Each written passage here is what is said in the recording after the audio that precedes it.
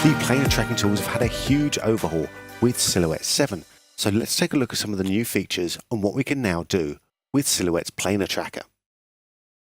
So if I pop into my first clip, I'm just going to go into the tracker here. Though of course this workflow is identical whether we're working in the tracker node, the roto node, or in fact any of the other nodes that support tracking directly within them. So the first thing I'm going to do is I am going to create up a new layer, and we always have to do this with a planar tracker so we have a reference to apply our transform to. And I'm going to call this one paddleboard right. And the first thing I need to do is create a new shape. And the shape's going to define what silhouette's going to be tracking. Now I want to track this paddleboard here, but the beauty of planar tracking is that I can select just one area, in this case the visible back area of the paddleboard, and we should be able to keep the coplanar areas, the front area which is obscured by the girl here, we should be able to keep those areas also tracked in quite nicely too. I'm going to make the shape a little bit of a different color so we can actually see it. I'm going to make it blue in this case. I'm going to contrast with the red a bit better. Let's zoom in so we can see what we're doing. So once I've created my shape, let's go into our tracker one more time and have a look at what we have with the planar tracker. So one of the new things we can do is actually define what we are going to be looking for with the tracks. We have the auto, which lets Silhouette try to figure out what's going to be best and most suitable to track a particular shot, or we can track corners, so it will automatically look for areas where there's corner point contrast, or we can look for edges along our shape here, or track ridges within that shape. Now in this case, I think edges is going to be the most suitable and give us the best result. I'm going to come in and just maybe make my shape a little bit bigger there. And when I've done that, I can just come back into the tracker, hit reset, and that will calculate out a new set of points for me.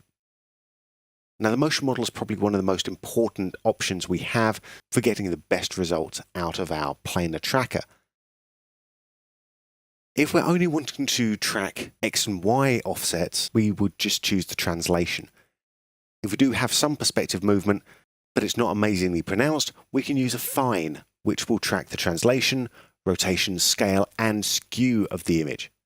If we have large perspective motion, then we can pop this up to use perspective motion modeling. In this case, I'm going to be using the affine motion model. Now, the general rules we'll be using for pre-processing for point trackers are also valid for planar tracks as well. So we turn on the preview here.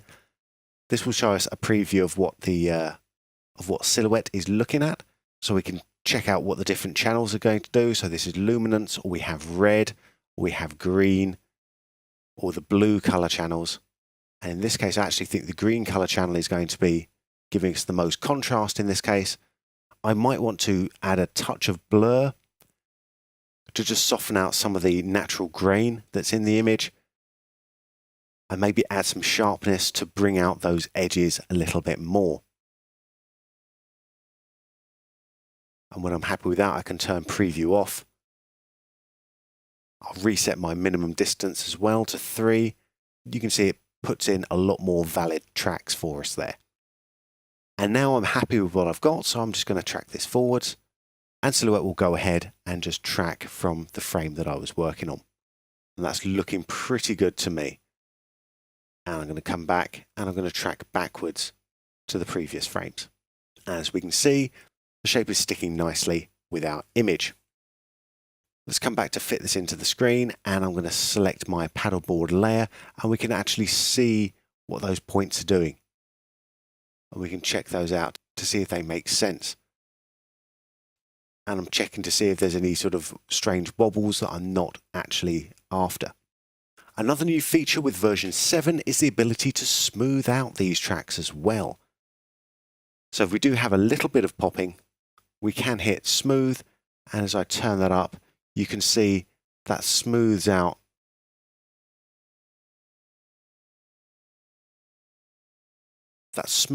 those lines for me. This is a destructive process, so if you're going to do it, I'd recommend making a duplicate of your layer before. And I'll call this one smooth. So we duplicate it before we then apply smooth to it, so we can always go back to our original if we need to. This also shouldn't be the first port of call that you go for. If you are having problems with your track, you'll be better off served actually by adjusting the parameters down at the bottom here to try and get a better track in the first place. And we can check the validity of our track here just by going up to the stabilize at the top of the viewer, coming down, and we'll choose our tracker smooth. And if I play that back, if we have good tracking, we should be seeing minimal motion going on in our paddleboard area here. Now, of course, we can use this as the basis for our roto as well if I'd apply this into a roto node, or I can just copy from my tracker, add in a roto node, and then paste that directly into the object list.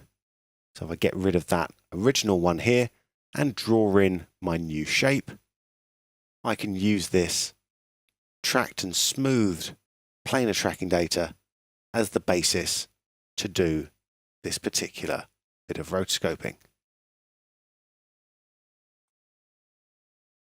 And you'll see once I've got my shape in place, I actually have to do a minimal amount of correction here, mainly due to the fact that we can now see different areas of the paddleboard as the camera moves around.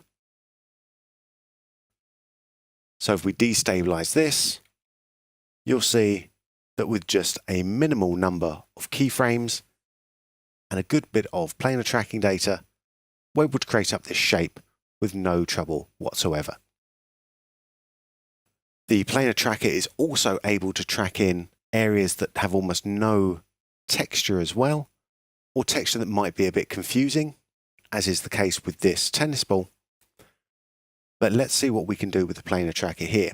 So again, I'm going to add in a new layer, and inside that layer, I will create my shape for my tennis ball.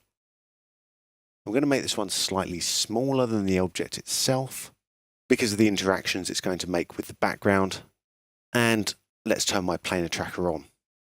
And because I've used pre-processing before, it remembers my settings, so I'll just reset that. Add a bit of blur in there. Lovely.